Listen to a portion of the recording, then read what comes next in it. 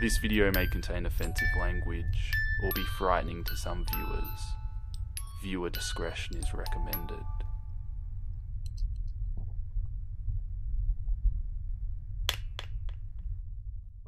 I first met in person with Mary E. in the summer of 2007. I had arranged with her husband of 15 years, Terence, to see her for an interview. Mary had initially agreed, since I was not a newsman, but rather an amateur writer, gathering information for a few early college assignments, and if all went according to plan, maybe even some pieces of fiction. We scheduled the interview for a particular weekend when I was in Chicago on unrelated business, but at the last moment, Mary changed her mind and locked herself in the couple's bedroom, refusing to meet with me. For half an hour, I sat with Terence as we camped outside the bedroom door. I listened and took notes while he fruitlessly attempted to calm his wife. The things Mary said made little sense, but fit with the pattern I was expecting. Though I could not see her, I could tell from her voice that she was crying. And more often than not, her objections to speaking with me centered around an incoherent diatribe on her dreams, her nightmares. Terence apologized profusely when we ceased the exercise, and I did my best to take it in stride. Recall that I was not a reporter in search of a story, but merely a curious young man in search of information. Besides, I thought at the time I could perhaps find another similar case if I put my mind and resources to it. Mary E. was the system operator of a small Chicago-based bulletin board system in 1992, when she first encountered Smile.jpg, and her life changed forever. She and Terence had been married for only 5 months. Mary was one of the estimated 400 people who saw the image when it was posted as a hyperlink on the BBS, though she is the only one who has spoken openly about the experience. The rest have remained anonymous, or perhaps dead. In 2005, when I was only in 10th grade, Smile.jpg was first brought to my attention by my burgeoning interest in web-based phenomena. Mary was the most cited victim of what is sometimes referred to as Smile Dog. The being Smile.jpg is reputed to display.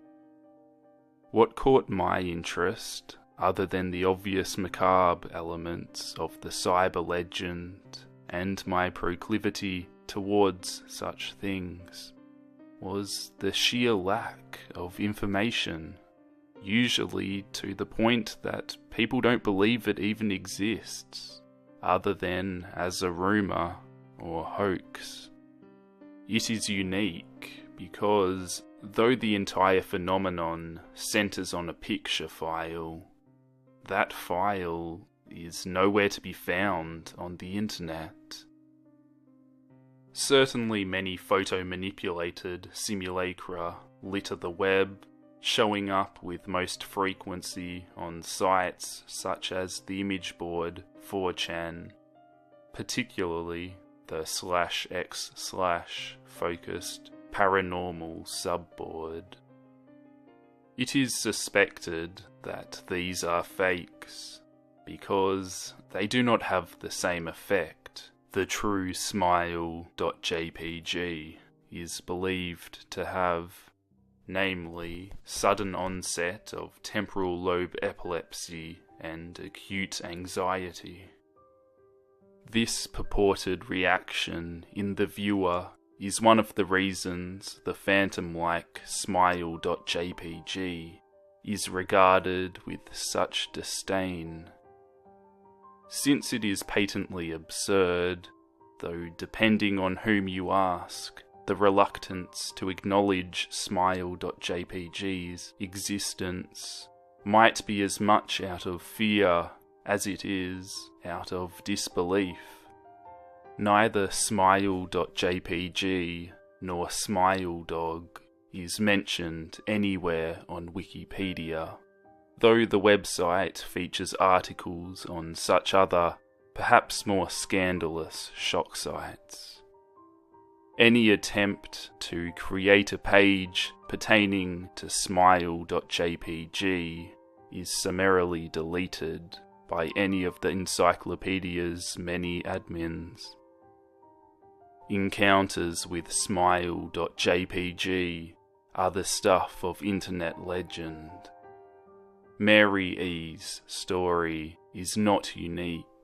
There are unverified rumours of smile.jpg showing up in the early days of Usenet, and even one persistent tale that in 2002 a hacker flooded the forums of rumour and satire website Something Awful with a deluge of smiledog pictures, rendering almost half the forum's users at the time epileptic. It is also said that in the mid to late 90s that smile.jpg circulated on Usenet, and as an attachment of a chain email with the subject line, "Smile, God loves you."